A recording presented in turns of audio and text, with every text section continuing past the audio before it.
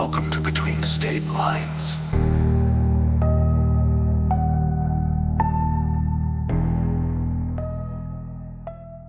Welcome back to Between State Lines, where our dreams are actively getting crushed in the world and we are always on the verge of a crash out. This is episode 45. Um and it's been a week, Steph. I don't know if you have been on the side of TikTok with the whole 100 men versus one gorilla debate, and I'm kind of I am I'm only there yeah. because of you. You I am curious as to what your where do you stand on this? The 100 men versus a gorilla. I'm like, go for it. Go for it. I'm with that one person that was like, it keeps you out of my hair. Go live your life. No, do you think 100 men could do it? I mean, is it with their bare hands? Yep, no weapons, bare hands, just dropped in the arena with the gorilla. So they're relying on their skills and ability to work together. Yeah. I'm gonna take the gorilla. I guess it depends on the men, but I don't think you have great odds. That yeah. So I think people, I'm with the gorilla, and I think in 99 out of 100 scenarios, the gorilla wins. I think there's one scenario where the men magically work together and magically do it. But the justification I've been seeing is oh, we're gonna swarm. Like one was we're gonna swarm the gorilla and jump on him and then pin him See? down and No start working kicking him. together. And the other one was this whole plan this guy had. He was like, you're gonna have 20 people who are your fastest runners, and they're gonna run around the arena and keep the gorilla busy and exhaust it, and then you'll send in your infantry or whatever, and they'll tackle the gorilla, and you'll send in your cavalry or whatever, and punch and kick and all this stuff. I'm like, but that's Okay, not how it's gonna work. how many people are in these little troops they have? How many I people think are gonna exhaust the gorilla? right. I think there's groups of 20 to 25 at a time. Okay, so you have 20 to 25 people who have to keep that gorilla's attention the whole time while 75 other people twiddle their thumbs and wait for their turn. Or do they think And that this see, is a specially built facility just to make it so that they'll win? Because entitled much? so, and, Sorry, I'm and the thing is to me is that as soon as the first person gets their head ripped off, like 50 are gonna run away and be terrified. Now you have probably more than that, honestly. Now you have less than half of your group is remaining, and they're all fighting to stay alive instead of fighting to win. So it's you're disorganized, it's chaotic. The gorilla's gonna pick you guys off. You're done. So much You're fear. there's no right.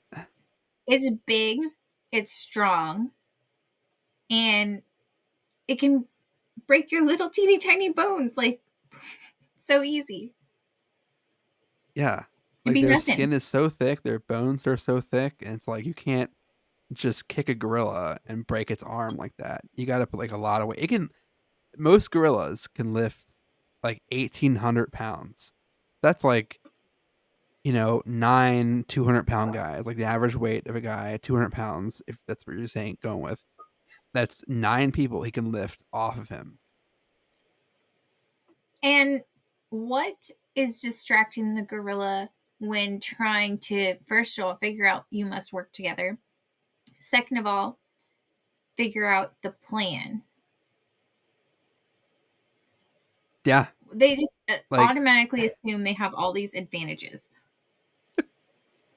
Yeah, they're we're gonna, and I think their idea is oh, it's gonna be 100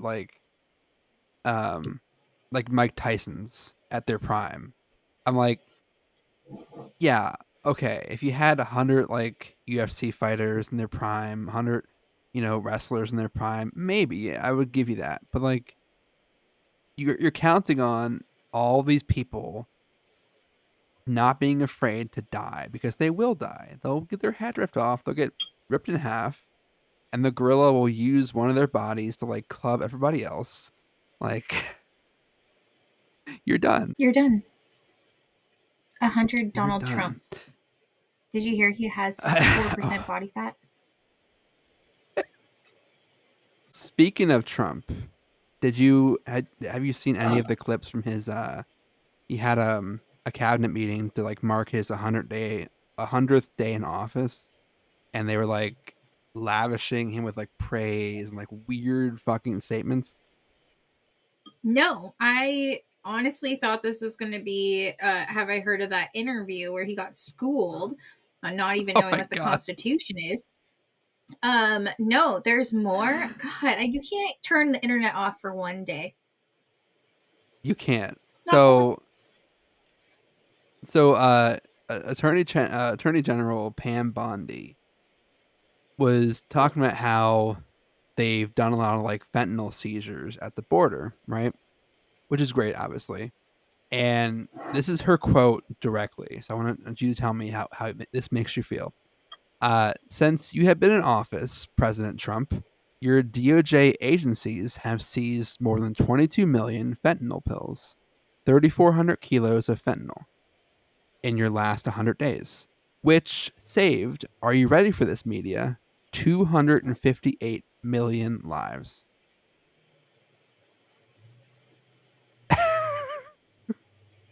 how? So 2/3 of the country he saved in 100 days. Thank you, Trump. How? Is it because some people might have died a couple of times in those 100 It's days? it's kind of like the people that voted more than once. They died more than once. Yeah. Very interesting. I didn't know that my life was saved from fentanyl.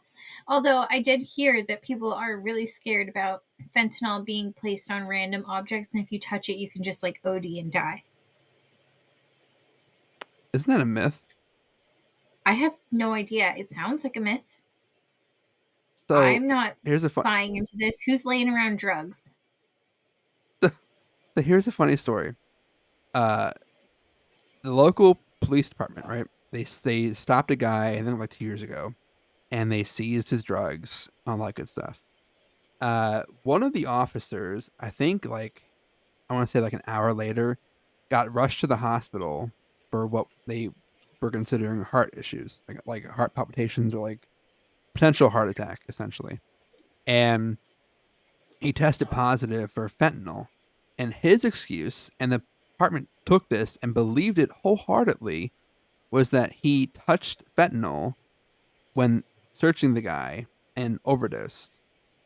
Which in reality, probably, this is my conjecture, police department did not come for me.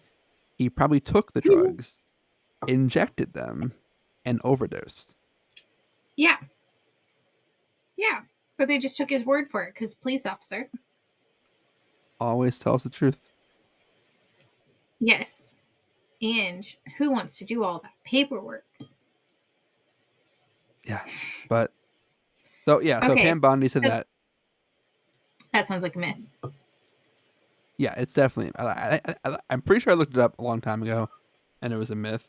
And also, like you said, no one's leaving fentanyl out for people to touch. Like it's too valuable to them.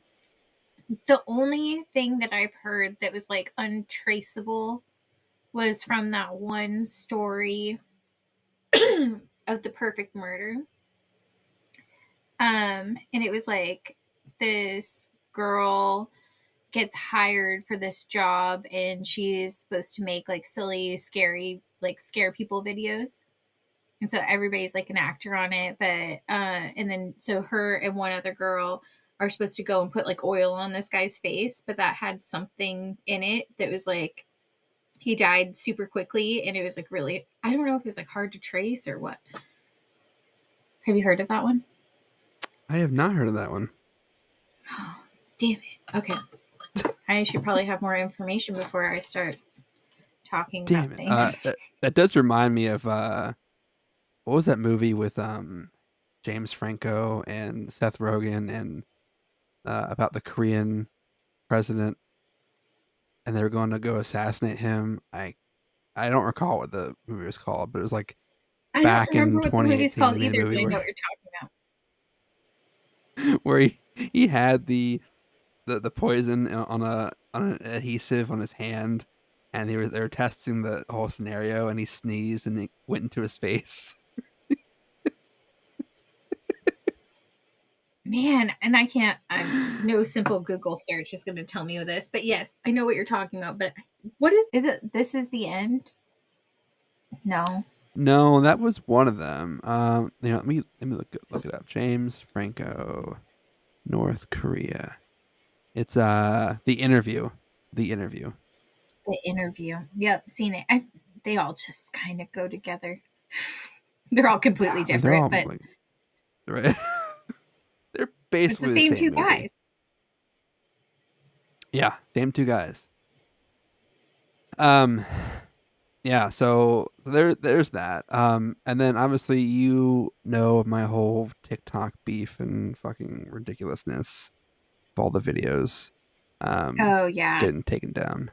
Got another strike, but which is weird. So the video that got taken down and the appeal denied, I re-uploaded it with no caption and it went through fine. No violation. I'm like, okay, whatever. Yeah, I don't understand it. Cool. But guys, I'm aware that I mispronounced Nevaeh Kingbird's name incorrectly. Somebody commented on the video that I sounded like AI, which is a compliment to me.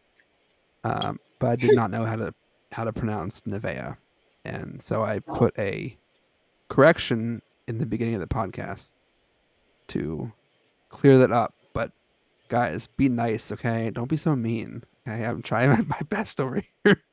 I can't pronounce Euro. Like you are trying your best. You just didn't know you needed practice. Right. So I was doing research for this episode, and I found, weirdly, I don't know what got me on this train, but there are some weird ass fucking Craigslist ads that have been posted over the last, decade or so. And I just want to read a few of them to you and tell you how creepy they are. Can't wait. So haven't thought about Craigslist. The first one is titled "Cannibal Seeks Willing Victim," and the location was in Germany, and it was reposted to Craigslist type boards in the U.S. So it wasn't on Craigslist necessarily; it's like the German version of Craigslist in Germany. Okay. But so the post that was eerily similar to a real life case of Armin Muse, who was a German man who ate a consenting victim. And it showed up on Craigslist seeking a willing participant to be eaten. One man responded, and allegedly a meeting was planned. While no official crime was confirmed, it caused an online panic and drew attention to fringe fetishes being openly solicited online. And because I'm sure you're curious, the copycat, so the original case of Armin Muse, he put up an ad looking for someone who was okay with being killed and ultimately eaten. A man named Bernd Jürgen Bronze responded saying that's what he wanted. So he went to the guy's place and they cut off his penis and shared it.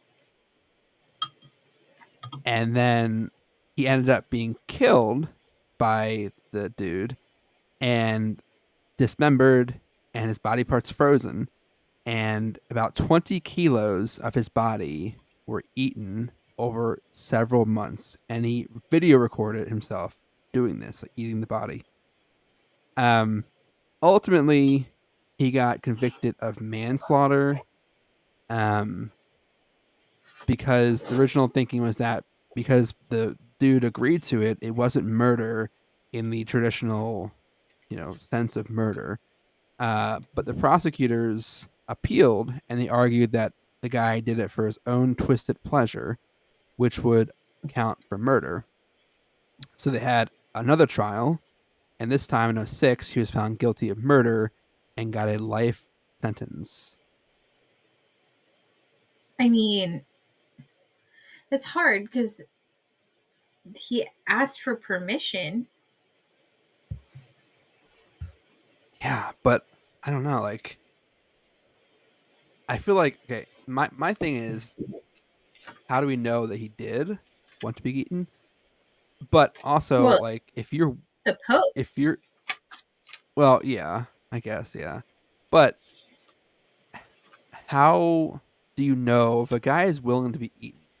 I feel like he's not mentally there, and so can he really consent in truth to being eaten if he is mentally unwell? No, probably not.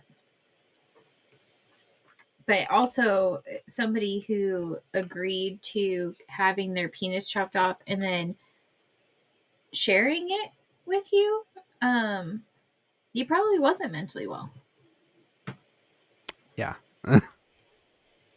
it's just That's a lot.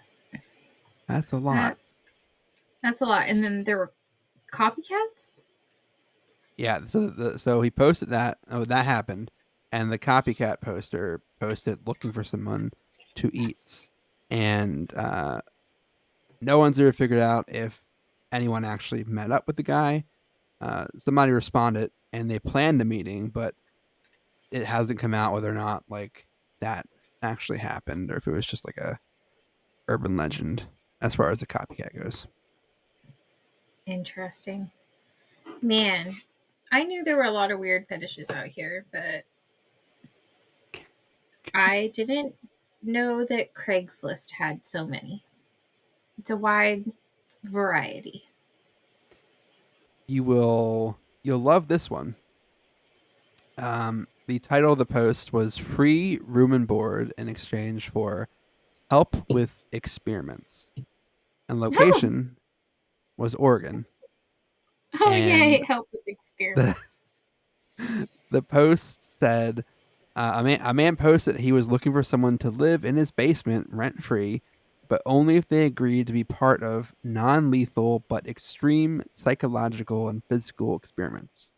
The post included twisted conditions, including sleep deprivation, sensory isolation, and dietary control.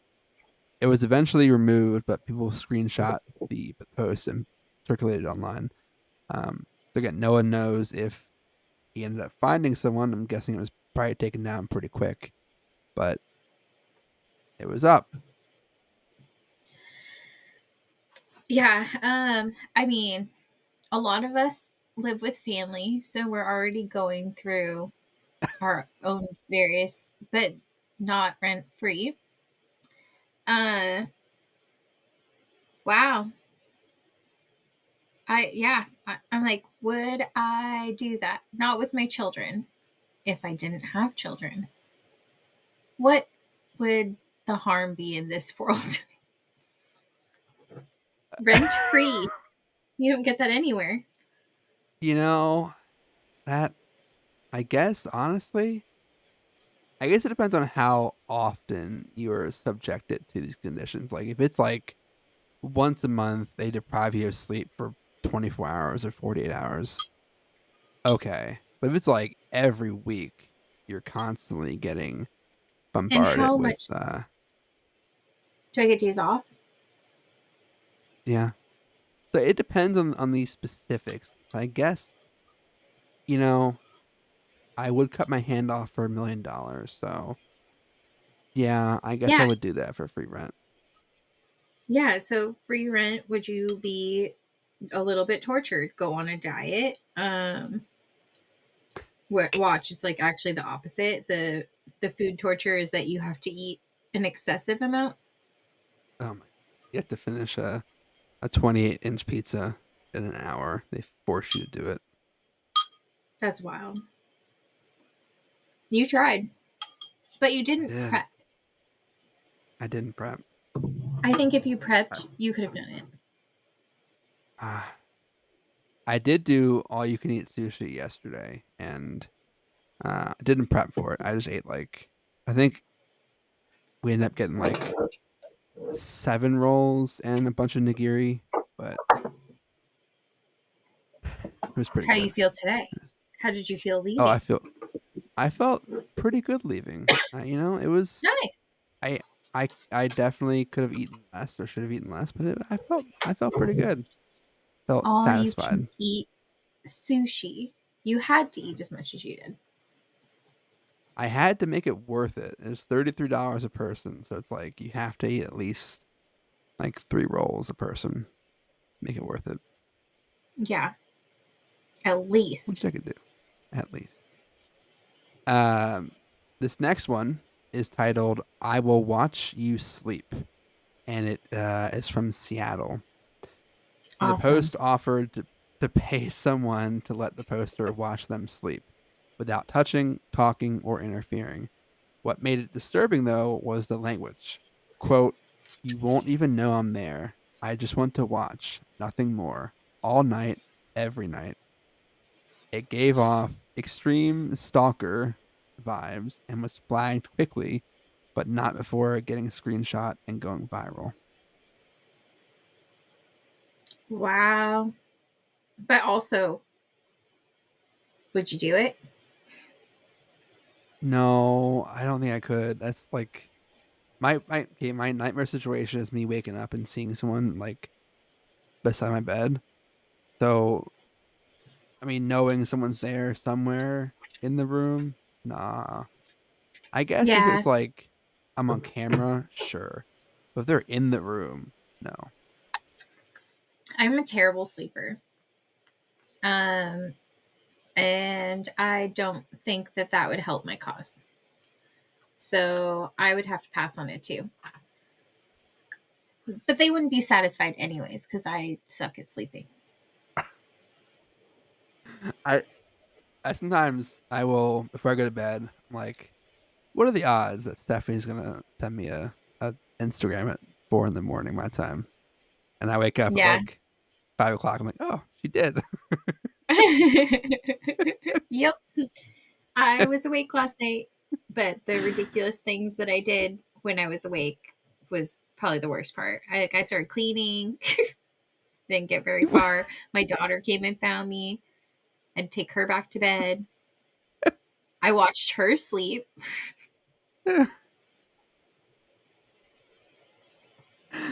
Yeah. There's too much. I think I was up for 2 hours. Gross. So the next post it's the last one. It's called "Need a Live-In Maid, but you must wear diapers." And location was Florida. Really? So yeah, while many Craigslist posts dive into fetish territory, this one stood out because it mixed domination, humiliation, and live-in dependency. The poster required the maid to clean, cook, and do chores in adult diapers at all times, while being changed twice daily. Disturbing due to its degrading, coercive tone and the fact that the poster offered very little compensation, it was taken down. Not for the payment, but for the degrading tone. Not Really? before being screenshot and going viral.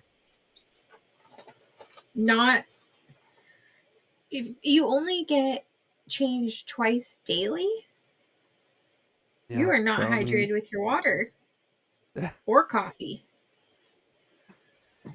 So Donald Trump gets changed at least 7 times a day because that guy probably fills the whole diaper up. Yeah, I mean, it just feels like that wouldn't be enough. You're also being controlled with the food and with the restrictions. a little psychological torture there. Yeah, and then paying nothing. Glad that was taken down. But also the diaper thing reminded me of Portlandia, so I was really surprised by Florida. I love Portlandia. Such a good show. Such a great show. Yeah, those are creepy Craigslist ads, and you mentioned Portlandia, so I figure our next segment will be to watch / rate 10 TV show theme songs. I picked out 10 shows. And for the podcast, you'll probably hear maybe 5 seconds of each theme, and then I'll have to cut it out, and then you'll just hear us like rank it and talk about it. But yeah, because I don't want to get copyright stricken, so you won't hear the song, you'll hear part of it, and that's it. So the first theme song intro will be the OG Game of Thrones. So one of the best TV show themes. Let me pull it up. Oh, so that's going high on your list.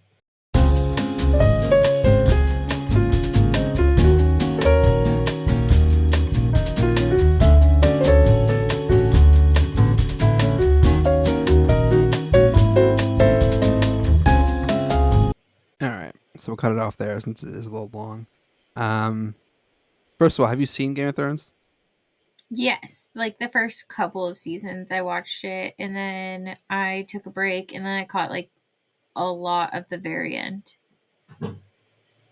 Okay, so you're familiar with this sick ass intro. So what? Well, I couldn't think of what it was, but after you started playing it, I was like, "Oh shit, I do remember this," and it is really good. I like how they constantly added stuff. I mean, I watched it from season 1 to the end, but like how it changed, the whole intro changed throughout the show. But I'm gonna rank this one pretty high. I'm gonna say 3. That's where I put it. Nice. Okay, And I don't so we even know matched what up the there. rest is on there. So yeah, it's 3 right now. I don't Okay, know. cool. So the next Stays one there. is gonna be Daredevil from Netflix. I don't know if you've seen this one before or the show. Nope.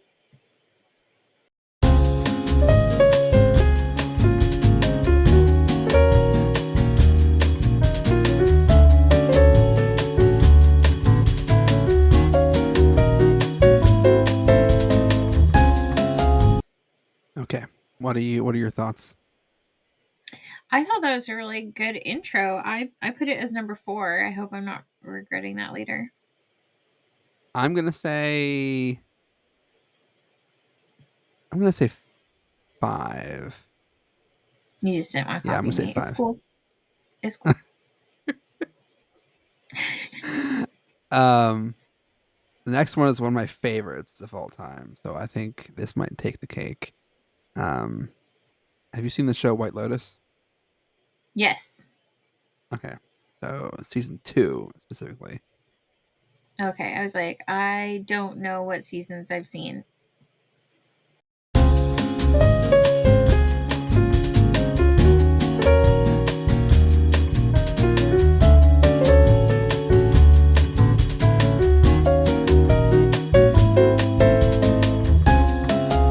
Okay, so strictly because of the whole, I'm gonna rank it number 2. I mean, it was really good. I'm gonna put it as number 5.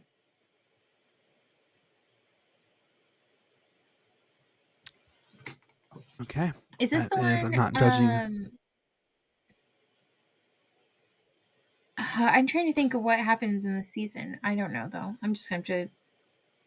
So this is have the to double check. one where they're in Italy. So they're in Italy, and Aubrey Plaza is in it with her husband, or not her husband, and like her husband cheats on her, and then she Yeah, I was turns gonna around and say cheats on it him. is her husband though, right? Is it? Was it her husband? Yeah. For real? Yeah, Might have I've seen been. that one. Yeah, so I'm I gonna rank think that so. one I number think she's married to 2. him, and I don't know. I don't know enough to even sit here and say I think anything. Yeah, I got number 5. Such a good show. I have not seen the third one yet, so Me neither. I watched it with Taylor, so all right. we'll have to schedule when we watch it so that I have someone to talk to. Yes, I like that. This next one is Peacemaker.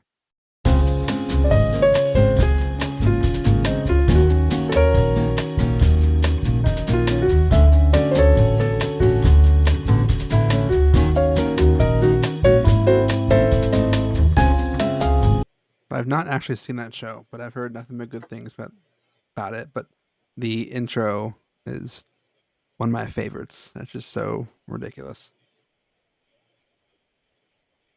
Well, you're running out of spots for favorites, so where are you ranking it? I'm ranking this. Wait, we had Game of Thrones at 3, right? Or is it 4? Yeah. Okay, 3. No. All right. Yeah. Okay. So I am going to rank this one. I'll rank it 4 then, behind between Daredevil and Game of Thrones. Okay, what did you put White Lotus at? White Lotus at 2. Okay. I'm gonna do Peacemaker at 8. 8. Okay, that's a good one. I won't judge you for that I mean, one. I've never seen it. It made me laugh that John Cena came out. I've been trying to tell my son that John Cena is the Invisible Man, and so if you see a picture of him, you did not. It's been fun. Yeah. Okay. So this next one is going to be. I think you started watching the show. I don't know. I have not started yet. I think you started it. Oh, Called, thank you. It I is almost Severance. asked you when we started this if you put Severance on here because I know where I'm putting Severance. I picked Severance specifically because I knew that you had seen it. I was like, I know for sure this is one that amongst the other ones, but for sure this one you had seen. And All right. have I gone off about how I feel about the intro to you? You have not. Oh, okay. Well, we'll save it for after.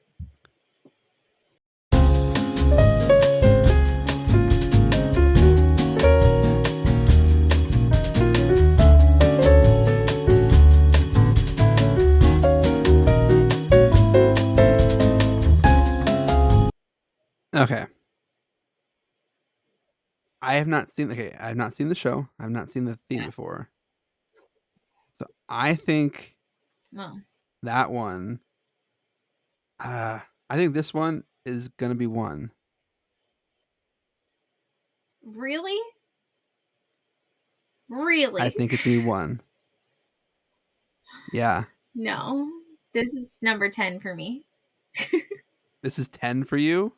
Wow. It's not that it's not good, sure, whatever. It's so deeply uncomfortable that it's like my whole body cringes. Like watching it, every single time I go off like, "Oh my god, what the fuck?" Why is every part of this so uncomfortable? So every part of it. So my ranking is taking that into account. My scale is like, okay, is it a good song? Is number 1. Is it visually pleasing? Number 2. 3, how does it make me feel? And I think it makes me That's why I ranked number 1. It's like the disturbing feeling is like so strong that it's like, oh man, this makes me so uncomfortable that it it's so memorable, I guess is my It's my point. torture. Yeah, it's absolute torture. I am still watching it, but I think about it when I'm no like I've taken at least a week, maybe 2 weeks break from it, and I still think about it all the time. And yes, they are brilliant, but it haunts me. What season are you on? The first. Okay. You're still in the first. Okay. Okay. Yeah, I think I'm I could like probably on catch up episode then. 5 maybe. Well, okay, so I start my new job on the 19th and my daughter goes to daycare on the 12th. So I think I'm gonna spend the 12th that week catching up on TV. So one thing will be I'll watch some Severance. I'll let you know where I am at with it, and I'll try to catch up or at least stay caught up with you. It's just Okay. so disturbing. Yeah, it's been on my list for a while, so I'm gonna definitely do that. So this next one is gonna be The Last of Us. Have you seen The Last of Us? No, I just heard That should reference be to it this week because of you and one that should. TikTok. I actually didn't even know it existed.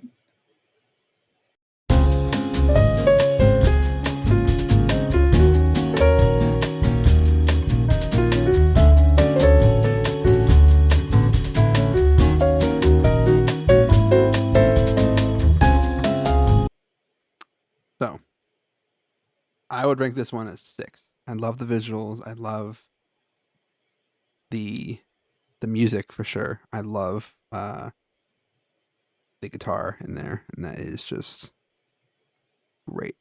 Yeah, I put that as my number 1. Oh, number 1, ranking it high. So you haven't seen it. Do you know what it's about at all? No. If you were to guess off of that theme or the video, what would you say it's about? End of world, last of times, the people that are left. Correct, yes, but specifically it's a zombie show, Oh. and the zombies are not your traditional zombies. Like you are infected if you get bitten, but they are essentially it's a fungus that's causing the infection. Oh. So it starts, I believe That's it starts scarier. in like moldy bread or something starts the infection. Wow, that's scary. I can't watch that. I'm not good with zombies. Um, they're like one of my worst fears. I don't know why. It's irrational. I love zombies. But yeah, Um, I like the premise of it. If I was 20, I could probably watch it. Too old for that now. Too scared. Fragile. um, so this next one is going to be, we'll do Westworld.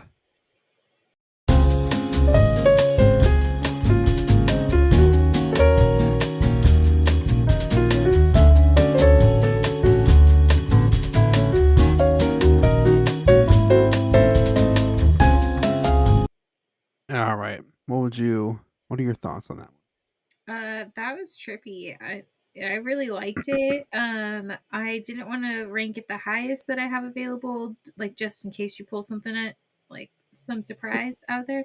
So I put it as number 6.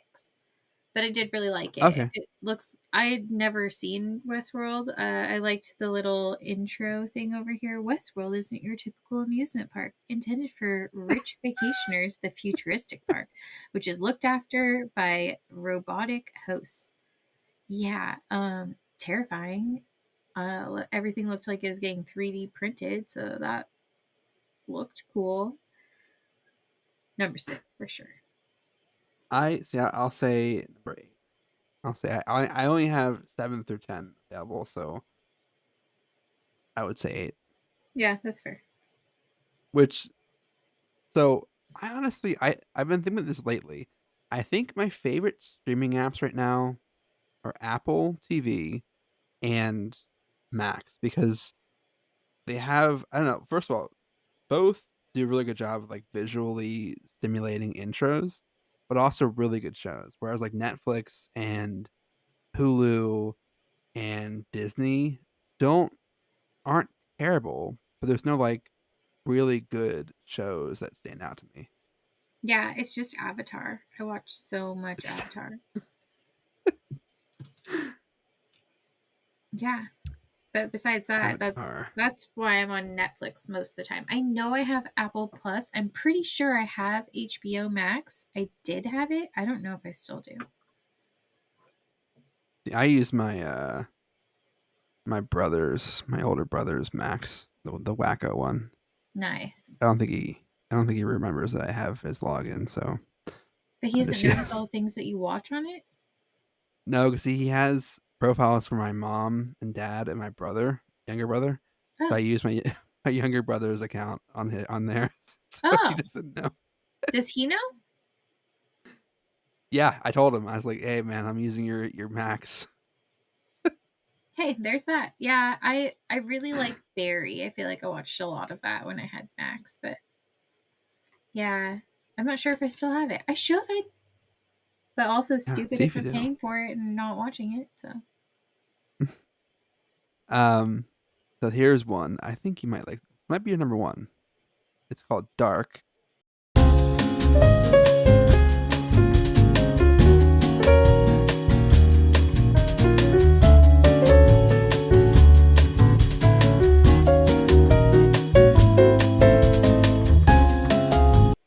I liked it. I have it at 7. I put it at 9 because it was also disturbing, like Severance.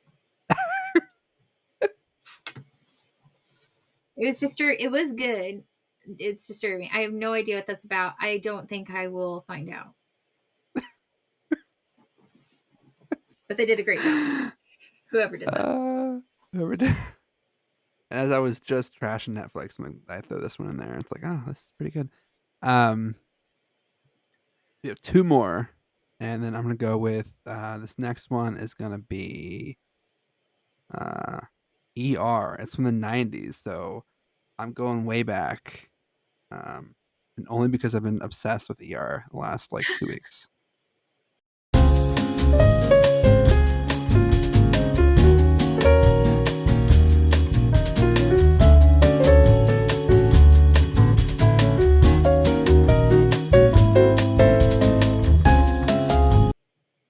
If I had my rank 1 open, I'll put it rank 1. No, I'm gonna put this at 10, but only Why? because the music is so good. So you put it last? Well, I have my whole list is up. I think if I had start over, I probably put it like 5 or 4. Well, what's your last one? Because I guess I feel like I should listen to the last 2 and then I'll figure out which one's 2 and which one's 7. Okay, so the last one is going to be I have a few I can choose from. We'll do The Walking Dead since you love zombies. I mean, I used to watch all the zombie movies. I'm just chicken.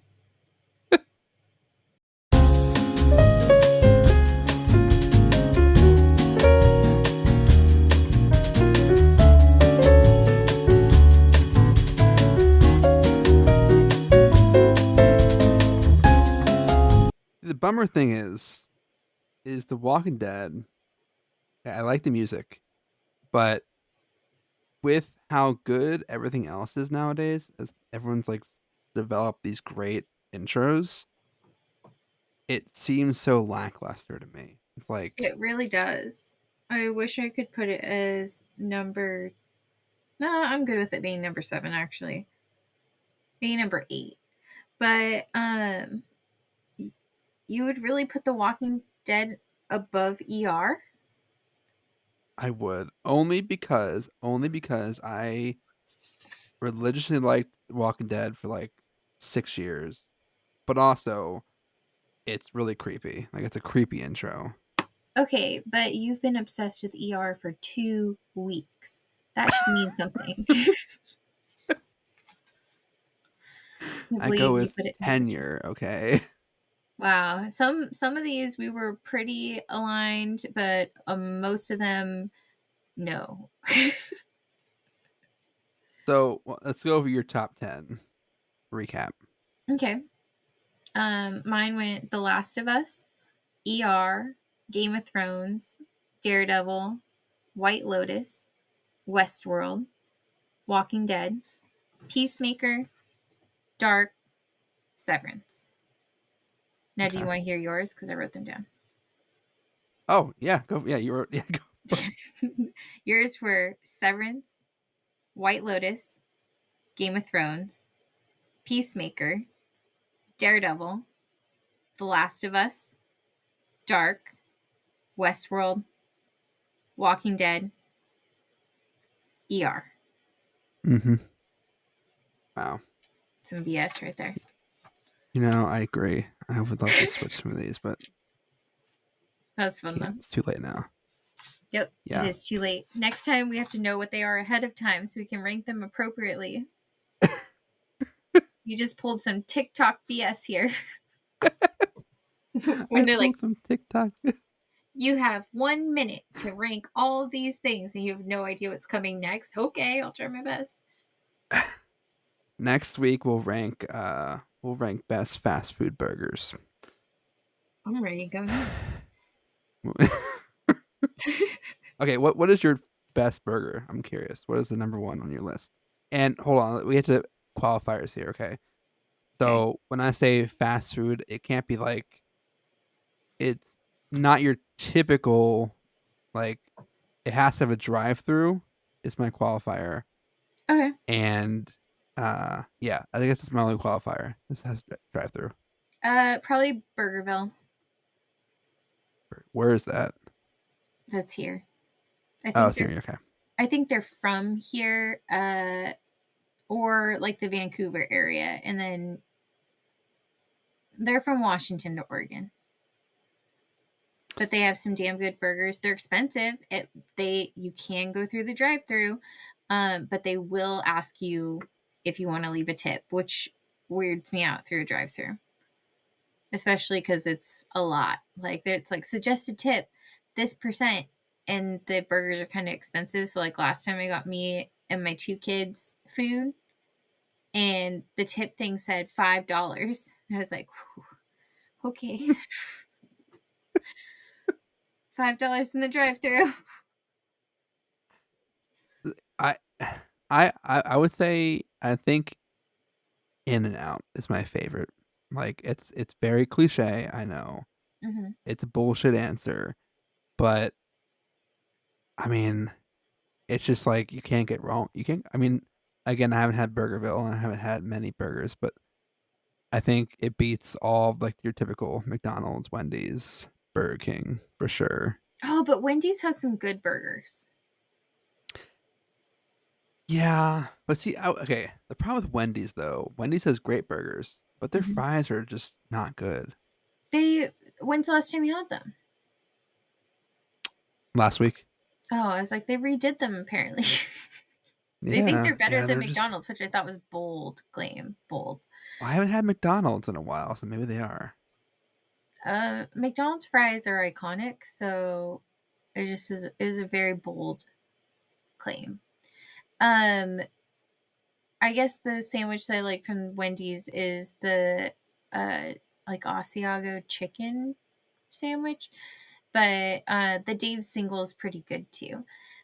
From Burgerville, they have like a Northwest burger. It's just like classic, delicious. I do like In-N-Out because that's a good cheap burger and it's pretty consistent. Sometimes they don't love to cook it as much as I would like, but that's okay. But yeah, nice and cheap. Whataburger, shout out to them, also delicious. And Culver's. Culver's has some great burgers. So, okay, I guess I haven't had Whataburger in like I want to say 10 years almost. And I thought at first when I heard of it, I was driving down to Texas. I thought it was Water Burger, and I thought that was a weird name because Yeah. everyone's saying it so quickly. It was like Whataburger. I was like, oh, this is Water Burger. Yeah, Um, Waterburger. Sounds healthy. I I think if I it's like neck and neck for me. Whataburger is really good, but I haven't had it in 10 years, so I can't compare it fairly anymore. Like it's like Yeah, my memory is like it's really good. I was gonna say anybody who lives near a Whataburger thinks that what you're saying about In and Out is complete blasphemy. Um, but that's the big debate. If you have In and Out and Whataburger, it's like who's your favorite? We will throw like like we're gonna throw down over this. It's ride or die. Um, yeah, and but like, have you been to Applebee's in a while? I know they don't have the drive-through qualifier, but like their they've stepped it up. They Have have they some damn really? good deals. Yeah. What is it? Is the food good though?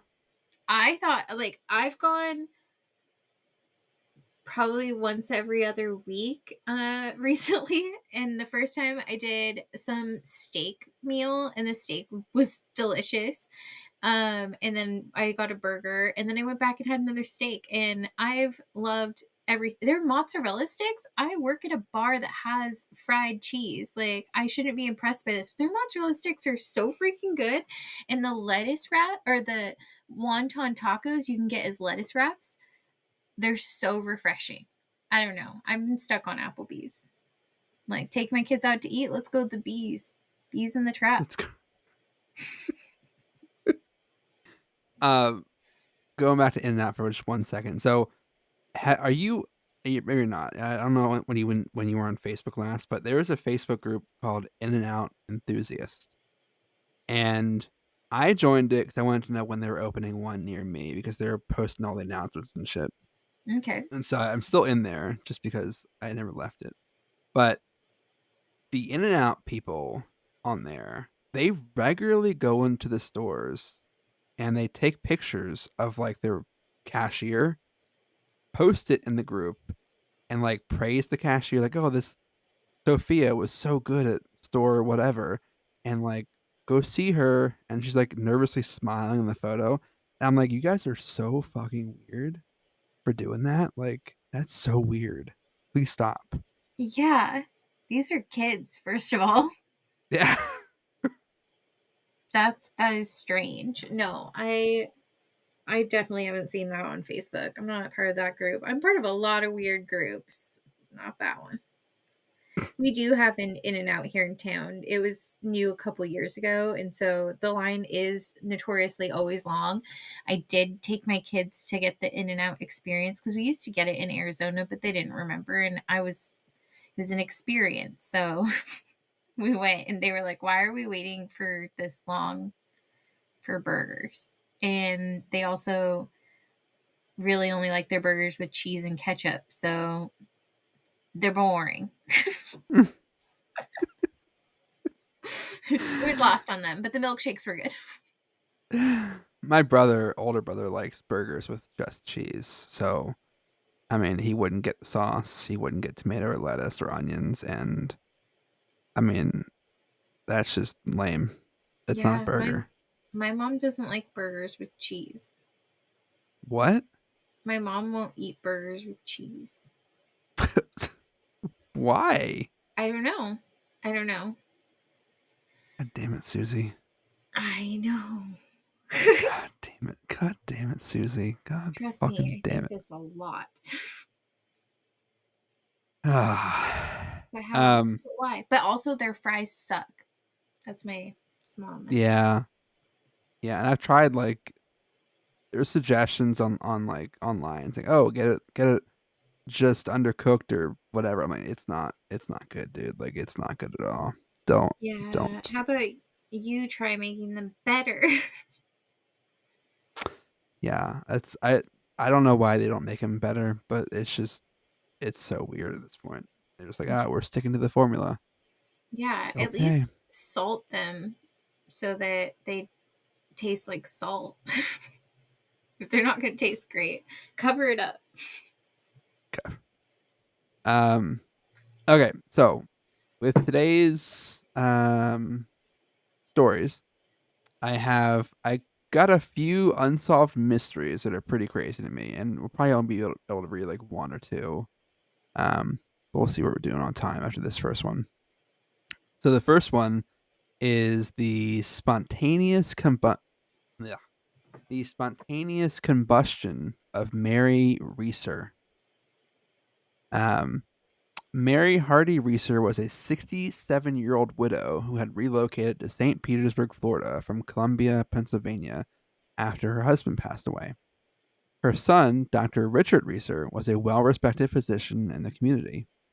Mary resided in a modern apartment, unit number 1 at 1200 Cherry Street Northeast, situated in the northeast section of St. Petersburg. Her building, the Alamanda apartment building, housed 5 apartments and a hotel room, but only 2 individuals lived there: Mary and her landlord, Pansy M. Carpenter. Mary's 1-bedroom apartment, located on the front left corner of the building, featured a living room, an electric kitchen, a tiled bathroom, and a garage. On the morning of July 2nd, began with an unusual sound. Around 5 a.m., Pansy Carpenter was awakened by a muffled thud, which she initially dismissed as the sound of a door closing. When she stepped outside, everything seemed normal, although she noted a faint smell of smoke, which she attributed to a possible issue with her garage's electric pump. By 6 a.m., when she went to receive her newspaper, she noticed that Mary hadn't yet risen. Mary's radio, which was typically playing by that hour every day, was weirdly silent. Pansy didn't think much of it initially. However, around 8 a.m., a Western Union delivery boy arrived with a telegram from Mary. When he inquired about her apartment number, Pansy offered to deliver it to her herself. As Pansy approached Mary's door, she reached for the handle but quickly recoiled, finding the screen door surprisingly hot. She called out to the delivery boy, but he had already left. Alarmed, she yelled across the street to some painters, telling them something was wrong. 2 men rushed over as Pansy hurried to call the fire department and Mary's son. One of the painters peered inside the apartment and saw the bed appeared to have been slept in, but the room was completely empty. The second man entered, searching the rooms. While there was smoke in the air, there was no significant fire. It was then, on his way out, that he discovered the horrifying remains of Mary. Only her lower leg and a black slipper remained, and I believe also part of her spine as well. The rest of her body had been completely consumed by fire. When firefighters arrived, they encountered thick smoke but very little active flame. Assistant Fire Chief James G. Hunter entered the apartment and opened the windows to clear the smoke. A smoldering mass on the floor emitted a final wisp of smoke before being extinguished with a hand pump.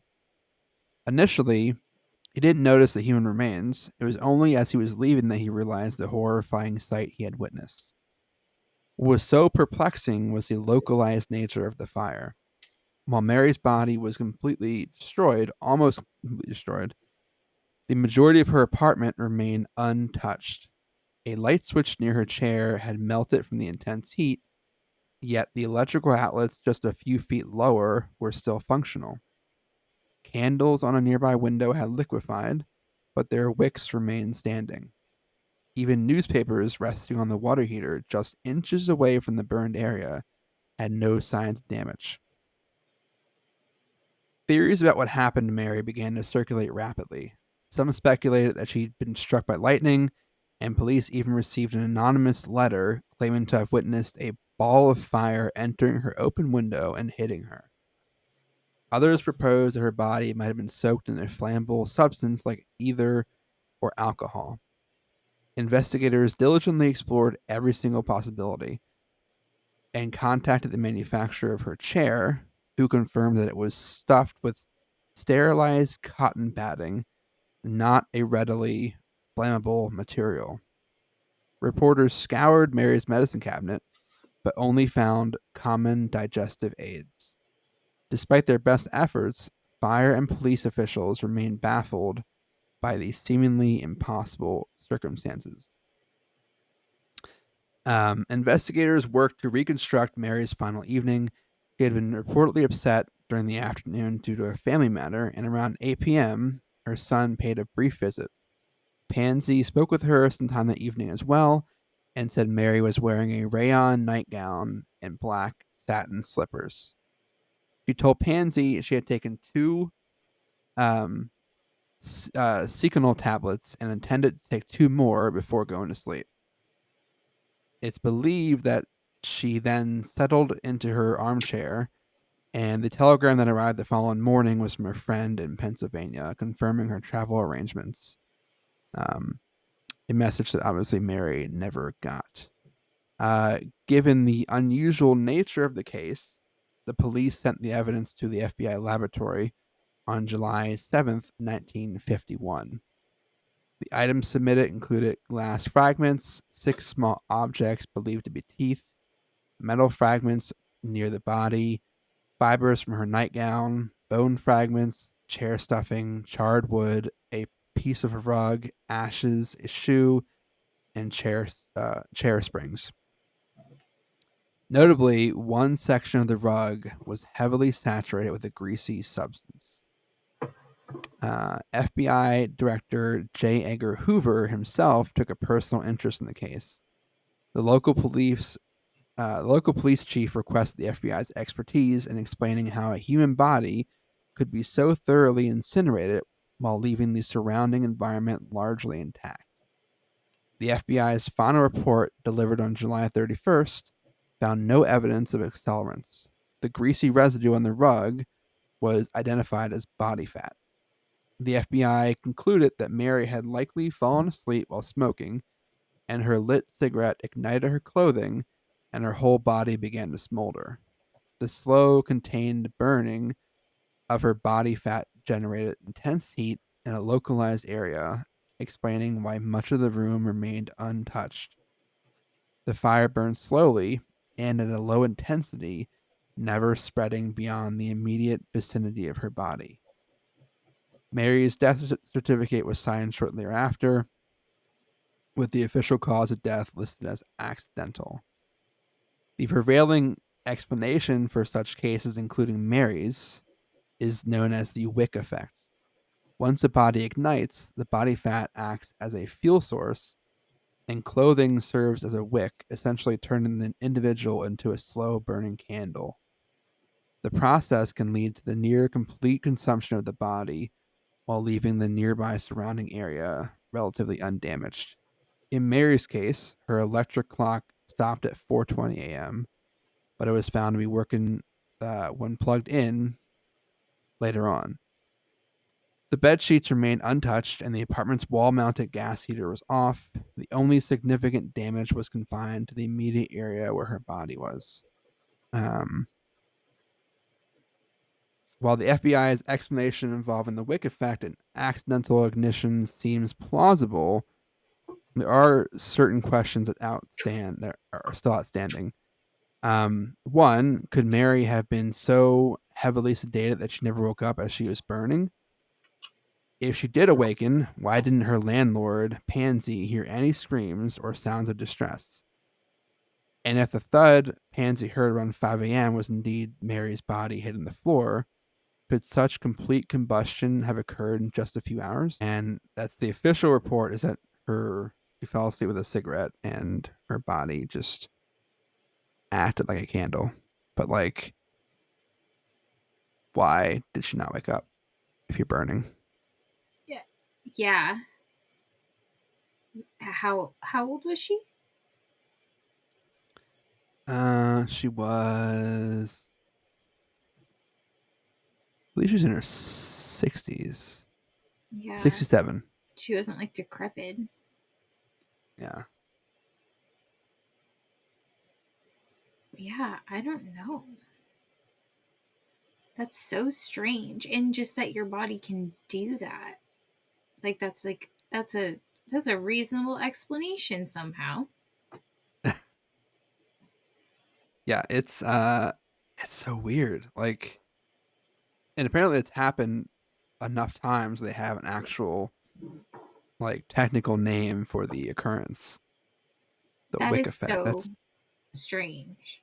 I don't know. I don't buy it.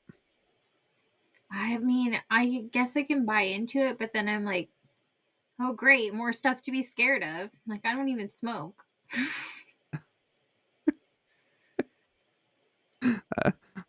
Darn cigarettes. I gotta put those out before I go to sleep. No, but Right? Well, I mean, I have family members that smoke. Luckily, they don't smoke in bed, but my grandpa used to do that all the time. How'd that man not combust?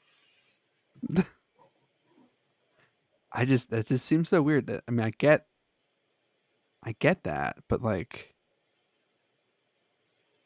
I don't know. It still baffles me that nothing else was really damaged besides the immediate area. Like nothing else caught fire. And it seems like you would feel it before your body fat is acting as a candle. Yeah. Right? I mean, I guess. I mean, well, I don't know. I feel like if it's hot enough, if her clothing ignited that quickly, I guess maybe it could be hot enough where it burns through I one guess. layer of skin that fast. I guess. But also, why is your clothing catching on fire that quickly? Like, how lit was this cigarette? As anybody who has ever had a cigarette go out on them, how the hell was this cigarette so lit that it caught her clothes on fire and then subsequently her? I don't know. I'm baffled. My only thing is like maybe she woke up, she went to sit in her kitchen and have a cigarette, and like she had a massive heart attack in the chair that killed her instantly, and then she dropped the cigarette because she was dead and combusted. That would make sense, honestly, but I don't know. I mean, I can buy into it. I just don't get it. But I can also accept that. I just don't get it. Just don't get it. Yeah. It's just another thing to be scared of. Just another thing. All right, this next story, we'll do one last one. This is pretty creepy to me. I honestly, it's a crazy story. I think you'll enjoy it. It's called the Circleville Letters. Since 1976, the quiet town of Circleville, Ohio, has been haunted by a chilling mystery, an ongoing barrage of anonymous letters that claim to reveal the hidden secrets of local residents. The letters didn't just sow fear and suspicion; they unleashed a chain reaction involving accusations of infidelity, murder, and a series of strange and disturbing incidents that would span decades. So the saga escalated on March 3rd, 1977, when Westfall High School received a letter addressed to Superintendent Gordon Massey. Written in a distinctive block-style script, the letter accused Massey of having an affair with a married school bus driver from Circleville and urged him to confess to the school board. The following day, a similar letter was sent directly to the board itself, repeating the allegations. All these letters were postmarked from Columbus, Ohio, roughly 25 miles north of Circleville. Mary Gillespie, one of the district's bus drivers, would soon become the primary focus of this writer. Early in the campaign, she discovered a handwritten note in her mailbox accusing her of having an affair with Massey. The author claimed they had been watching Mary and her children, ominously noting that, quote, everyone concerned had been notified and everything will be over soon. Mary denied the affair when she showed the letter to her husband, Ron. And not long after, Ron received a letter demanding that he confront the school board about his wife's alleged infidelity.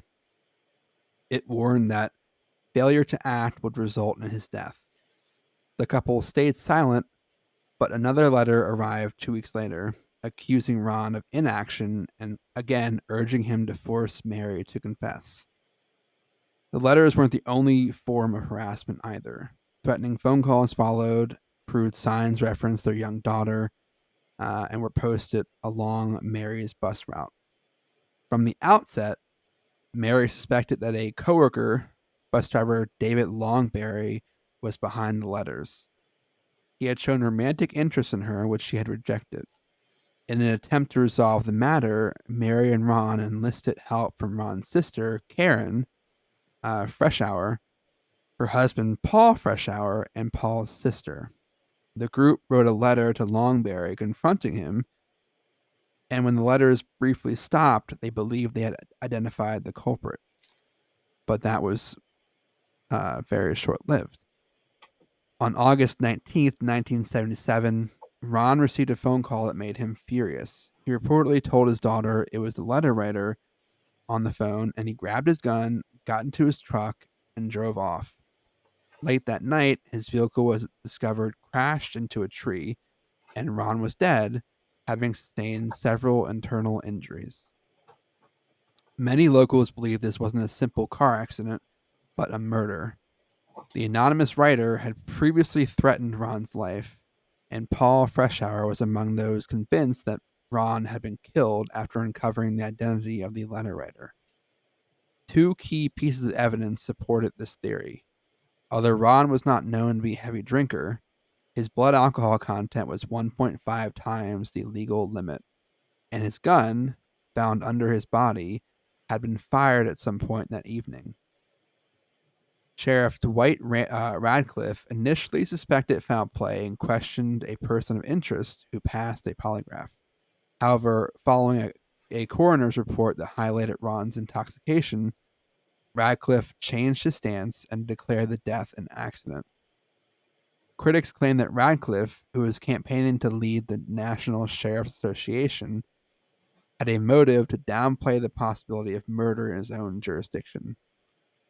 The letter writer also accused Radcliffe of a cover-up, and the later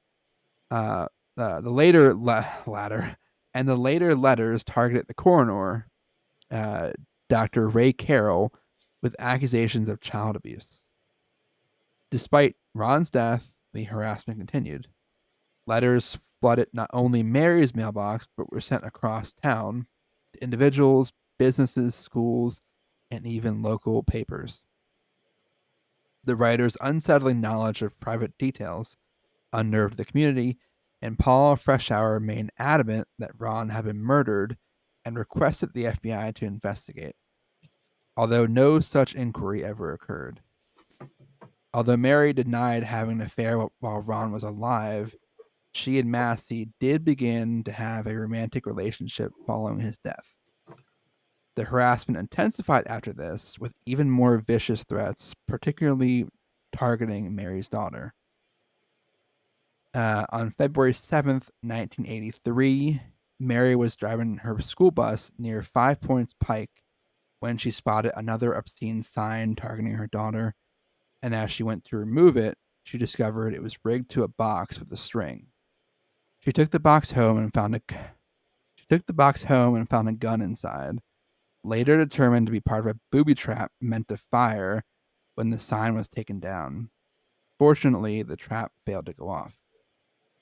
This marked a major development in the investigation, and authorities traced the gun to Paul Freshour. While Paul admitted it was his gun, he claimed it had gone missing weeks earlier, although he had never reported it stolen. In a questionable move, investigators had Paul attempt to replicate the writing style of the Circleville letters, a method not considered standard in forensic handwriting analysis. Paul also failed a polygraph, and his ex-wife Karen accused him of writing the letters. Karen's motivations were found to be suspect as she and Paul had gone through a bitter divorce, during which time she was granted custody of their 3 children. At the time of the booby trap incident, Karen was living in a trailer behind Mary's home and was romantically involved with another man. These people just sound really awful. Although she claimed Paul had written the letters and kept unsent drafts, she failed to produce any evidence of them. There was no direct evidence tying Paul to the trap, and he had an alibi. Workers were at his home that day, and he fully cooperated with the investigation. Still, based on Karen's statements, the handwriting sample, the failed polygraph, and the gun, Paul was charged with attempted murder of Mary Gillespie. While he was never formally accused of authoring the letters, they were introduced as circumstantial evidence at trial, and ultimately Paul was convicted and sentenced to between 7 and 25 years in prison. And despite Paul's conviction, the letters did not stop. Even while incarcerated, Paul himself received one that read, "Now, when are you going to believe that you aren't going to get out of here? I told you 2 years ago. When we set them up, they stay up. They stay set up. Don't you listen at all?" Authorities took extreme measures to prevent Paul from communicating, placing him in solitary confinement, searching his cell, and monitoring all correspondence, but the letters still continued. Even the prison warden acknowledged a letter to Karen that Paul could not have been sending them. All letters, including those predating Paul's arrest, were postmarked from Columbus, while Paul was imprisoned in Lima, Ohio, which raised further doubts. In the 1993 television show Unsolved Mysteries, before filming, the producers received a postcard warning them to stay away from Circleville. It was signed The Circleville Writer. Undeterred, the episode aired and included an interview with Paul, who had just been released on parole. The postcard was one of the last known communications from the anonymous sender, and the letters ceased in 1994. Flash forward to 2021, 48 Hours aired an episode claiming to identify the Circleville letter writer. They hired handwriting analyst Beverly East, who asserted that more than 100 similarities existed between Paul Freshour's known handwriting and the anonymous letters, particularly in how he formed numbers. But former FBI profiler Mary Ellen O'Toole argued the evidence against Paul wasn't definitive and pointed out letters continued during his incarceration with no realistic way for him to have sent them. Hundreds of letters were mailed while Paul was behind bars, and O'Toole was believed they were likely written by a woman with limited education, contrary to Paul, who held 3 college degrees, including a master's. Despite 48 Hours' claims, the true identity of letter writer remains a mystery, and the person behind the booby trap and Ron Gillespie's death is also unknown. And some weird facts about the case. So Paul maintained his innocence until he died in 2012 at age 70. He launched a website to declare his side of the story after his release in 1994. Coroner Dr. Ray Carroll, accused of child abuse, was charged in 1993 with multiple sex crimes and other misconduct. David Longberry, the original suspect, later raped an 11-year-old girl in 1999 and remains a fugitive. Jesus. The writer also accused Roger Klein of murder, although no hard evidence supports his claim. And Klein later became a judge and retired in 2013. And the last one is a fellow bus driver claimed to have seen a large, sandy-haired man at the scene of the booby trap shortly before Mary found it. Paul Freshour did not fit the description, but Karen's boyfriend, her brother, who owned an El Camino like the one seen, matched it. The police chose not to follow up on this lead.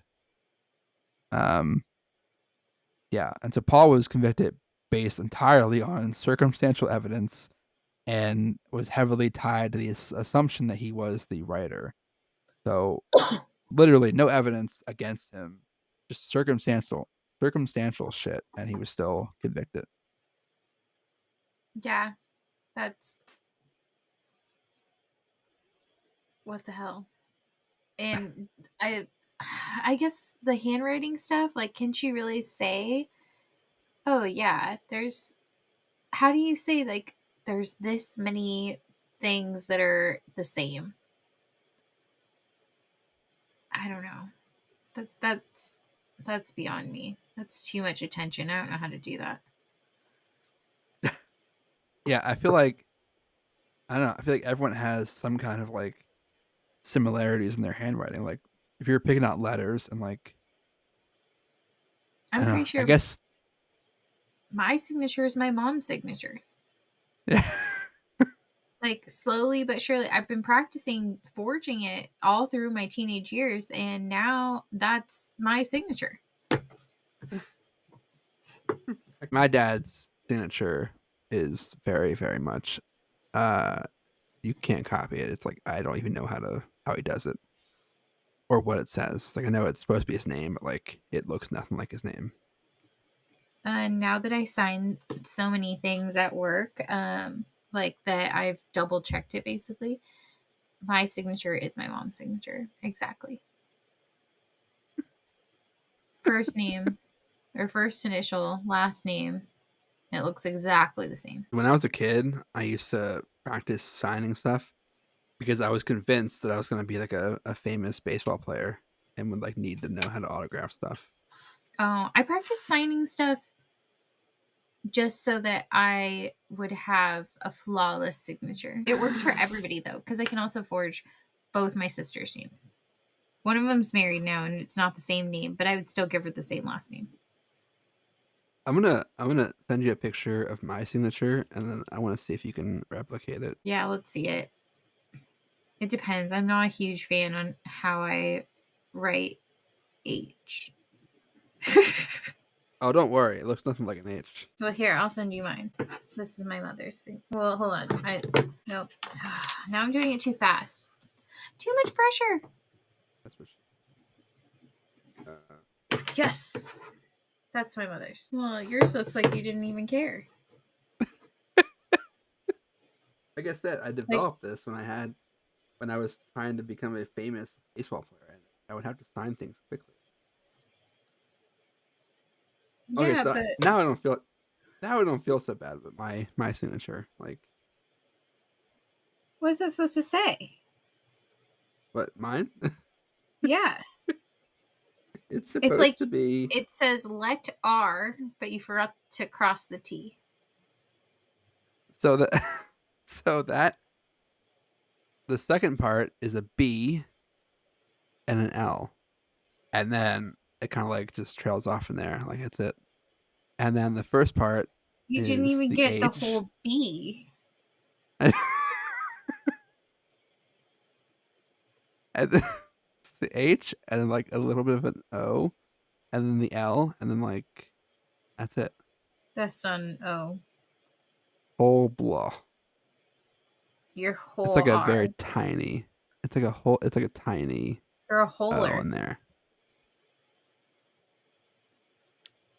But I've signed this way for like the last 20 years, so And I can't people change it take now. this shit? You're not a doctor. They. I am a doctor. Okay, I'm a doctor of mysteries, unsolved mysteries. Like, I might have made yours too fancy, but let's just give it a whirl. But see, no one's gonna know how to unless someone knows, like they see my signature. No one's gonna know they can forge it because it literally like what the fuck does that say? Like Yeah, you know what? I could forge your signature because they'd look at that and be like,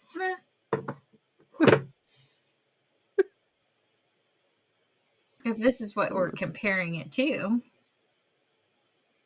no, you've done it all wrong. Looks the same to me. You have to have that second swoop a little higher. other than that, it's pretty spot on. Honestly, if I saw this, I probably would think it was something I did. I would be like, yeah, that's me. Yeah, I matches up perfectly. The more I practice it, the worse it gets. That's my intent. Like every time I sign, I'm like, how bad can I get this? How awful. Sometimes I combine them into one line. I don't separate it out. I just do it all in one like blob, and then like they still take it. My Well, bank yeah, takes it. because you're just a holder. Holder. Because you don't put the D. Don't. I don't. You don't put the N. HOL. It says let R. Let. You don't even cross your T's. Well, thank you everyone for being here again. Episode 45. We are almost at a year. We gotta plan a kind of special. I'm thinking, guys and stuff, for the 52 for the 1 year anniversary. I think we do a live stream. You can do a live stream on, and I don't know if your internet's gonna do it. Like your internet's gonna keep up with the whole, I'll go somewhere bandwidth else. of live. When is that? Yeah, that would be. Let's see. That would be. So this is 45, 46, 47, 48, 49, 50, 51, 52. Fuck, I'm actually in the Tetons on the 52nd. So we'll plan to do it on the 27th of June. So we'll have a birthday party? A birthday party. Okay, we'll have to look up first birthday themes. Yes. I like it. We'll get like decorations because I'll be employed by that point. So we'll have decorations. I got a lot of shit. I'll figure something out. I'll go outside and I'll shake a bottle of champagne and I'll spray it all over the backyard. Perfect. I'm gonna act like it's this is an infant. Like what are first birthday themes? I know I've heard some good ones. I don't know though. I'm not that kind of person. You love Cinderella, so we could do a Cinderella theme. No. Like we're gonna pass. Well, everyone, thank you for sticking around, and yeah, let us know. Well, I'll put a poll in the Spotify episode. You can let us know what you think. Also, don't forget to rate the podcast on Spotify. That helps us a lot. And yeah, we will see you guys next week. See ya. Bye.